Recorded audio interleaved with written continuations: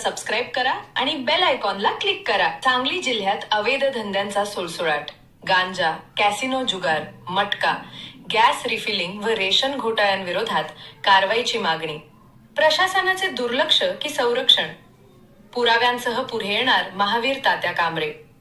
सांगली जिल्ह्यात गांजा विक्री, कॅसिनो पद्धतीचे जुगार अड्डे, मटका, बेकायदेशीर गॅस रिफिलिंग आणि रास्तधान्य दुकानातील गैरप्रकार यामुळे सर्वसामान्य नागरिकांचे आयुष्य उद्ध्वस्त होत असल्याचा गंभीर आरोप Republican party of India Athawale गटचे पश्चिम महाराष्ट्र सहसचिव महावीर तात्या कांबळे यांनी केला आहे.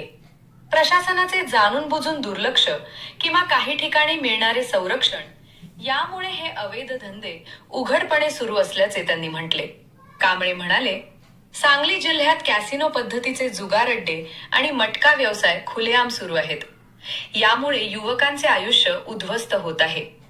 जुगारामुळे नशेखोरी वाढत आहे आणि नशेखोरीमुळे गुन्हेगारी, मारामाऱ्या आणि दिवसाढवळ्या हत्या अशा गंभीर घटना वाढत आहेत.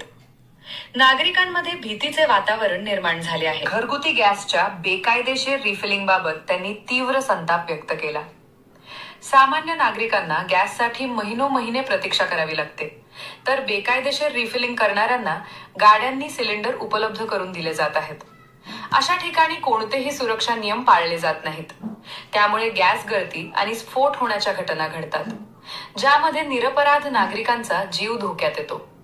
अशा बेकायदेशीर रिफिलिंग केंद्रांमुळे कोणत्याही क्षणी मोठी दुर्घटना घडू शकते.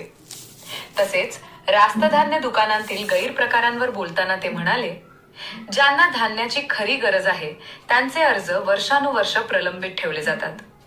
दुसरीकडे ज्यांना गरज नाही ते धान्य दुकानदारांनाच विकतात आणि दुकानदार ते धान्य काळ्या बाजारात विकून नफा कमावत आहेत. गरिबांच्या तोंडाचा घास हिसकावून घेतला जात आहे. या सर्व परिस्थितीमुळे अनेक गरीब कुटुंबे आर्थिक अडचणीत सापडत असून शेवटी बेकायदेशीर सावकारीच्या जाळ्यात अडकत असल्याचे त्यांनी नमूद केले.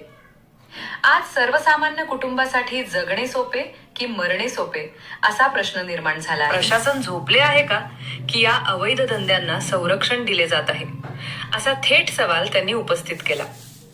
महावीर तात्या कांबळे यांनी सांगितले की सांगली जिल्ह्यातील गांजा, कॅसिनो जुगार, मटका, बेकायदेशीर गॅस रिफिलिंग आणि रास्तधान्य दुकानांतील गैरप्रकारांबाबतचे फोटो, व्हिडिओ आणि कागदपत्रांसह ठोस पुरावे लवकरच शासन व प्रशासनासमोर सादर करण्यात येणार आहेत.